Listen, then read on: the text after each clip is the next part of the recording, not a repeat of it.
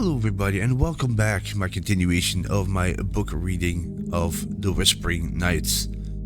Chapter 6, Morgan and Martha. That night Martha dreamed. She dreamed of a milky green sea, the color of the stone column. It was calling her with soft, warm voices. But far away in another world, there was a thin voice screaming. She woke slowly, and somewhere outside her window there was a strange noise. Reluctantly, she got out of bed and went to the window. Outside it was unexpectedly bright. The moon, a perfect circle, hung above the hill, and clouds slid across its face like large grey fish. She could see the fields and trees, and could hear the wind beating at the walls of the houses. And somewhere right above it all, there was a high scream. Was it the wind? It was certainly nothing human or animal. Martha knew she was hearing something that people are not supposed to hear. But at the same time, she did not feel afraid, although her hands and feet were cold. Something made her stay at the window, away from her warm bed. The clouds disappeared and everything was suddenly very bright. Now she could see grey shapes in the fields. She knew what they were. It was difficult to see, but she thought that they were moving. The tops of the trees were blowing about wildly in the wind, and then louder and nearer came the scream, all around the house. Martha opened her eyes very wide, like a cat in the dark. Then she turned, and moving like a machine, got back into bed and was asleep again in a few seconds. When Susie arrived at the Timms house after breakfast the next morning, she was surprised to find Martha sitting silently at the kitchen table, staring at her plate. "Can Martha come and play?" she asked Mrs. Timms. "She doesn't seem very well," replied Martha's mother. "I'm all right," said Martha, sounding cross. She did not look up or show any interest. "Well, come on then," said Susie. "We're going to help William do some fishing down at the river." Martha's two little brothers both started shouting, "Can we go fishing too? Please, can we go too?" "You're too young," said Mrs. Timms. "It isn't safe for you." Martha said nothing, but Susie felt sorry for the boys. "I'll be responsible for them, Mrs. Timms," she offered. And so the four of them went to meet William. "Oh, Martha," he said, when he saw them. "Why did you bring the little ones? We'll have to be careful they don't fall in." "She didn't," said Susie. "I said I'd take care of them." "Wake up, Martha. Are you still asleep or something?" William looked at Martha, who was walking slowly behind him. "What's wrong with her?" he whispered. "I don't know. She's been like that since I went to fetch her." "Oh well," said William. "She'll probably be alright soon." They arrived at the stone bridge. In summer, they often swam here, where the river was wider. While Susie sat on the grass playing with the little boys, William walked further along the river to find a good place for fishing, and Martha stood alone on the bridge, staring into the water. William tried fishing with the line that he had brought, but it kept breaking, and it was difficult to mend. "Susie," he called. "Can you come and help me?" He knew that she was better at mending things than he was. "All right," Susie called back. "Now don't you fall in the water," she told the boys as she hurried away to help William.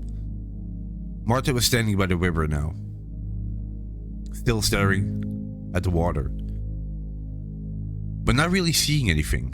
She felt sleepy and heavy, and she didn't care about anything at all. She looked up when she heard a step on the bridge. A short woman dressed in old, comfortable-looking clothes and wearing very large, dark glasses was looking down at her. Martha looked away again. "Good morning," said the woman in a deep, soft voice. "Good morning," replied Martha dully, kicking a stone into the water. "I think I've lost my way," said the woman. Martha felt too sleepy to answer, but she said unwillingly, "Were you looking for the hand and stones? That's what most people come to look at. They're up the hill over there." The woman made a little hissing noise. "Oh no, that's a bad place, isn't it, dear? We mustn't go there." Martha looked stupidly at her. The sun kept catching the woman's glasses and shining into Martha's eyes. She opened her mouth to disagree and unexpectedly found herself saying something quite different. "That's right," she said obediently. "It's a bad place. We mustn't go there." The woman came closer. "It's time to go, dear. You're coming with me, aren't you, Martha?" "That's right," said Martha. "I'm coming with you." The woman held out her hand and Martha took it. They began to walk away over the bridge. The boy stood up and the younger one, Tommy, shouted, "Martha, Martha, come back!" But Martha did not turn around. When Susie and William returned, they were very surprised to hear from the boys that Martha had gone away with a stranger. They looked at each other worriedly. Was this stranger a tall woman with black hair and a kind of white face, wearing a fur coat? Asked Susie. "No, she had big black glasses on," said Tommy. "Oh," said Susie, relieved. "Just a moment I thought. Still, Martha shouldn't go off with a stranger like that. We better go after her and find her," said William. They began to hurry along with the two boys running behind them, but did not manage to catch up with the woman and Martha until they reached the road. They were just in time to see Martha and the woman getting into a big black Rolls Royce. Martha did not look around when Susie screamed at her, but the woman did. The car drove quickly away. All the way back to the village, Susie was talking angrily. "Why did she do it? How stupid is she?" "What do we do, William?" "Oh, I'll have something to say to her when we find her." Don't go on like that, Susie," said William. "We'll find her. It'll be all right." They pushed the boys in through the Tim's back door and went straight to find Miss Applewhite. "You say Martha seemed strange today?" she asked, when Susie had told her the whole story. "Yes, I'm afraid that woman was Morgan. She takes many different shapes, you know. And she has got hold of Martha. We must get the poor girl right back, at once. This time we have to move on to Morgan's ground. Are you prepared to do that?" "We certainly are," said William. Poor old Martha.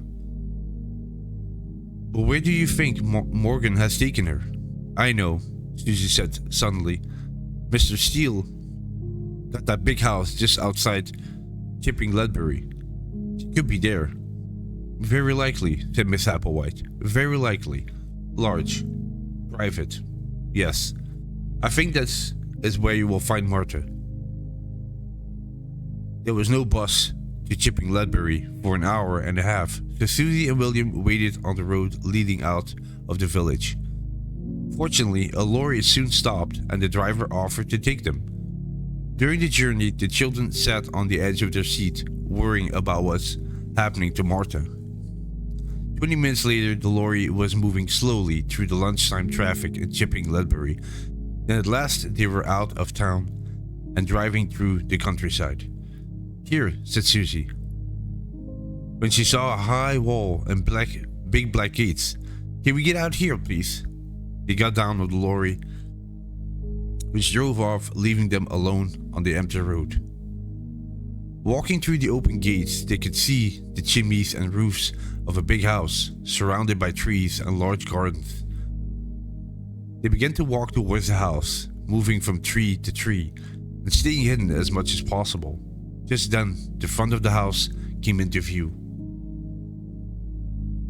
It was very large and very grand, with rows of windows and white stone steps leading up to the double front doors, and everything was very quiet. Susie gasps. There, right in front of the house, was the Rolls, sleeping in the sun like a fat black cat.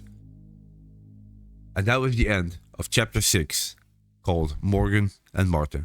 Thank you so much for listening. Hope you enjoyed it, and I'll catch you in the next one. Take care. Bye bye.